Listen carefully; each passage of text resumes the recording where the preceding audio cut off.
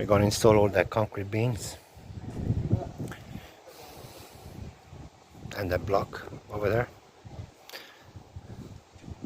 It's gonna lock into this concrete beams over here. Yep. Got the copper cubes over there and the beams over here.